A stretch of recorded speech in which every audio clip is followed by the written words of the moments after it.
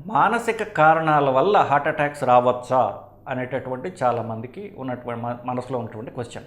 So పలానా ఆయనకి చాలా టెన్షన్లో ఉంటాడు, దానివల్ల హార్ట్ అటాక్ వచ్చింది. సో సినిమాల్లో మనం చూస్తుంటే, ఇప్పుడు కాదు పాత సినిమాల్లో చూపించేవాళ్ళు. సో సడన్గా వాళ్ళు పెద్ద ఏదో ఒక బాధాకరమైన న్యూస్ వింటే వాళ్ళు కళ్ళు పడిపోవడం, హార్ట్ అటాక్ రావడం చెప్పడం ఇలాంటివి. నిజానికి ఇది స్ట్రెస్ రిలేటెడ్ ఇష్యూస్ ఏవైతే ఉన్నాయో అది మైనర్ రిస్క్ ఫ్యాక్టర్ హార్ట్కి. సో షుగరు, బీపీ, స్మోకింగు, అధిక కొలెస్ట్రాల్, ఫ్యామిలీ హిస్టరీ ఇవి ప్రధానమైన కారణాలు హార్ట్ అటాక్ రావడానికి. స్ట్రెస్ అనేది రిస్క్ ఫ్యాక్టరే, కానీ మైనర్ రిస్క్ ఫ్యాక్టర్. ఎందువల్ల? స్ట్రెస్ వల్ల బీపీ పెరుగుతుంది, స్ట్రెస్ వల్ల బ్యాడ్ హార్మోన్స్ పెరుగుతాయి బాడీలో, కార్టిసాల్, అడ్రినలిన్ ఇవి పెరుగుతాయి. దాని వలన బీపీ పెరగడం, హార్ట్ రేట్ పెరగడం, కంటిన్యూస్గా కొలెస్ట్రాల్ పెరగడం జరుగుతూ ఉండవచ్చు. సో స్ట్రెస్ అనేది గుండె జబ్బులకు కారణమా అంటే కారణమే, ప్రధాన కారణం కాదు. సో ఒకవేళ మనకి స్ట్రెస్ ఉందనుకోండి, సో స్ట్రెస్ తగ్గించుకుంటాను నేను, నాకు హార్ట్ ప్రాబ్లమ్స్ ఉండవు కదా అనుకోవటం వల్ల కాదు కదా.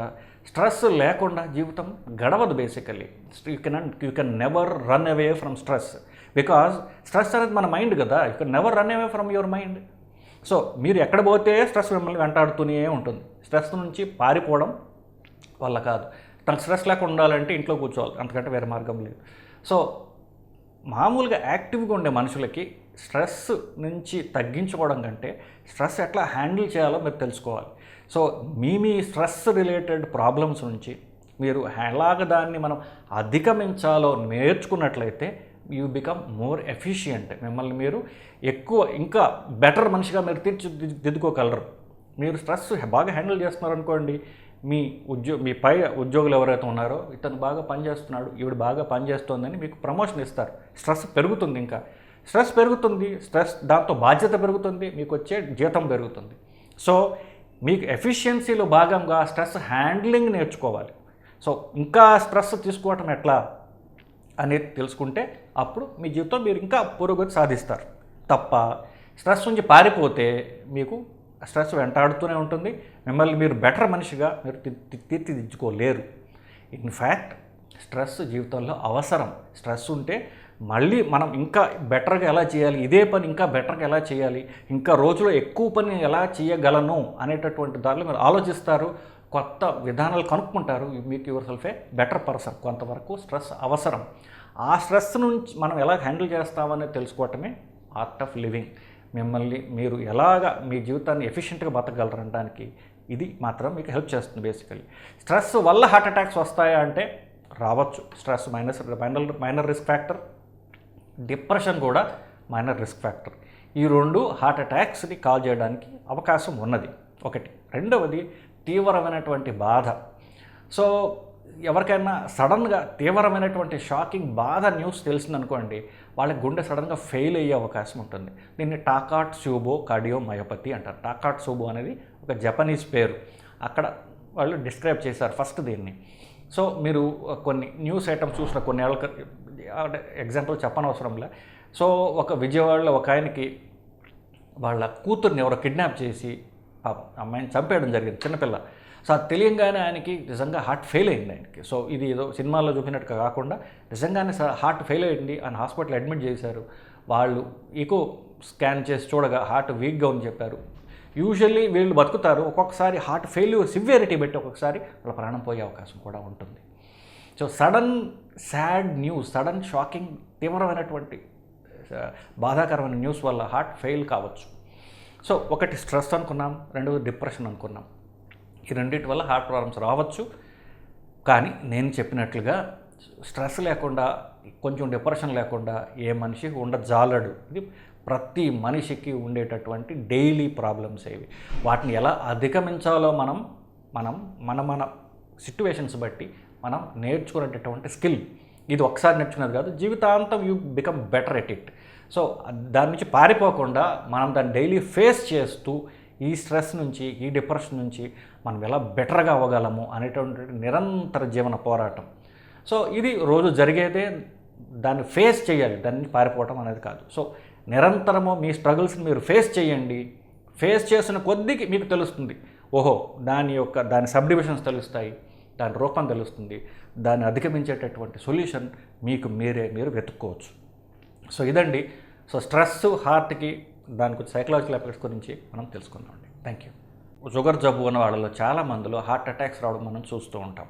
సో షుగర్ వ్యాధి వలన హార్ట్ అటాక్లు వస్తాయా, ఇవి మిగతావి షుగర్ వల్ల మిగతా ప్రాబ్లమ్స్ ఏమిటి అనేది మనం ఇప్పుడు డిస్కస్ చేసే ప్రయత్నం చేద్దాం.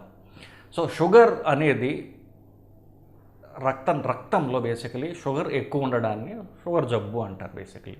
సో ఇది ఎక్కడికి వెళ్ళాలి, రక్తం ఏమిటి, ఒక రోడ్డు లాంటిది. సో ఈ రోడ్లో ఏమవుతుంది, ట్రక్స్ వెళ్తుంటాయి అండ్ రకరకాలు వెళ్తుంటాయి. సో ఇవేం చేస్తాయి, దీనికి డెస్టినేషన్ వేరే ఉంటుంది.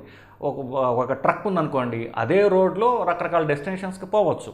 సో ఈ ట్రక్లో కనుక అవసరమైనటువంటి పదార్థాలని వెళితే అక్కడ ఆ ప్రజలకి అది అందుతుంది. అట్లాగని రక్తనాళాల్లో ఈ గ్లూకోజ్ కనుక పోయినట్లయితే అది వెళ్ళి ఆ రక్తనాళం ఏ టిష్యూకి, శరీరంలో ఏ భాగానికి రక్తనాళం సప్లై చేస్తుందో ఆ శరీర భాగానికి, చర్మాన్ని నుండి రకరకాల భాగాలకి వాళ్ళకి కావాల్సినటువంటి ఆక్సిజన్ కానివ్వండి, గ్లూకోజు ఇట్లాంటివి అన్నీ ముందు ఆ పార్ట్కి ఇవన్నీ అందడానికి ఒక మాధ్యమమే ఈ రక్తనాళం. దాంట్లో గ్లూకోజ్ పోతూ ఉంటుంది బేసికలీ.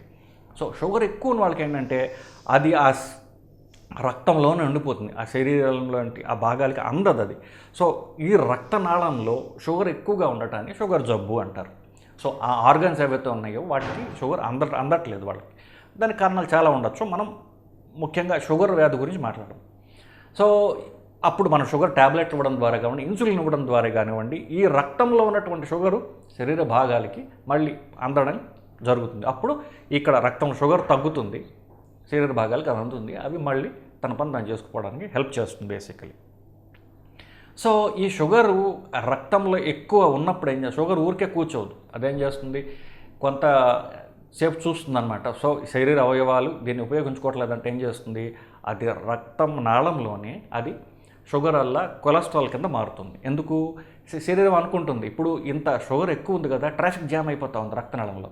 ఈ ట్రాఫిక్ జామ్ తగ్గించాలంటే ఏం చేయాలి, ఈ షుగర్ అంతా కలిసి ఎక్కువ షుగర్ ఉన్నదాన్ని గట్టిగా ప్యాక్ చేసినట్లయితే సో కొంచెం ట్రాఫిక్ జామ్ తగ్గే అవకాశం ఉంది. షుగరే కాదు కదా, రక్తనాళంలో ఇంకా పోయేవి చాలా ఉంటాయి. షుగరు, ప్రోటీన్స్ ఇవన్నీ పోవాలి, ఆక్సిజన్ను ఇవన్నీ శరీర భాగాలకు అందాలి. సో ఇదంతా షుగర్ ఉందనుకోండి, ట్రాఫిక్ జామ్ తగ్గించుకోవడానికి దాన్ని కంప్రెస్ చేస్తుంది. సో షుగర్ని కంప్రెస్ చేసి ఫ్యాట్ కింద మారుస్తుంది శరీరం. ఆ ఫ్యాట్ ఏం చేస్తుంది, పక్కన అవయవాలకి తీసుకోవట్లేదు కదా, రక్తనాళంలోనే ఫ్యాట్ పక్కన డిపాజిట్ చేసేస్తుంది. రోడ్డు పక్కన ఇవంతా కూడా కంప్రెస్ చేసి పారేస్తుంది శరీరం. సో రోడ్డు పక్కన అంటే ఈ రక్తనాళంలో ఈ షుగర్ అంతా కూడా ఆయిల్ కింద, కొలెస్ట్రాల్ కింద మారి రక్తనాళాల్లో పేరుకొని పోతూ ఉంటుంది. సో ప్రొలాంగ్డ్గా రక్తనాళంలో షుగర్ ఎక్కువగా ఉండటం వల్ల ఆ షుగరు కొలెస్ట్రాల్ కింద మారి రక్తనాళంలో డిపాజిట్ అవ్వడం స్టార్ట్ అవుతుంది.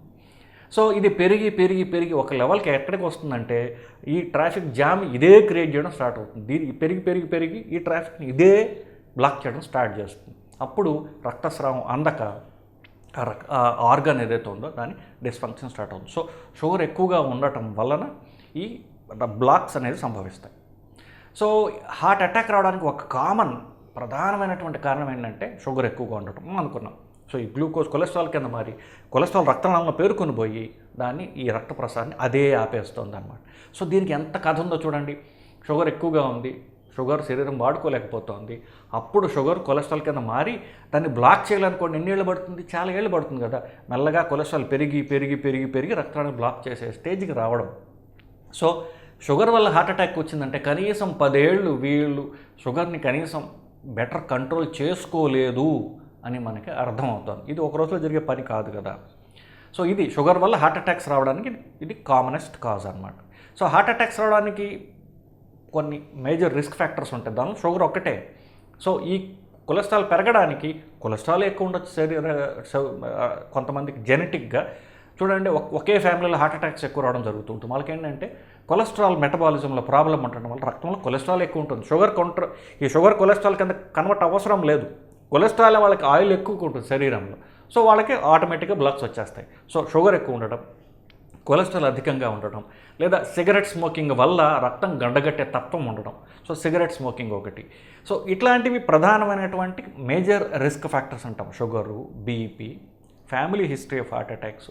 ఫ్యామిలీ హిస్టరీ కామన్గా కొలెస్ట్రాల్ మెటబాలిజం ద్వారానే వస్తుంది. సో వాళ్ళకి కొలెస్ట్రాల్ జెనెటిక్గా ఎక్కువ ఉండటం వల్ల అదే డైరెక్ట్గా డిపాజిట్ అవుతుంది. ఇవి మేజర్ రిస్క్ ఫ్యాక్టర్ అంటారు. షుగర్ కాకుండా మిగతా రిస్క్ ఫ్యాక్టర్స్ వల్ల ఈ రక్తనాళంలో బ్లాక్స్ ఫాస్ట్గా వచ్చి అప్పుడు హార్ట్ అటాక్కి దారితీస్తుంది.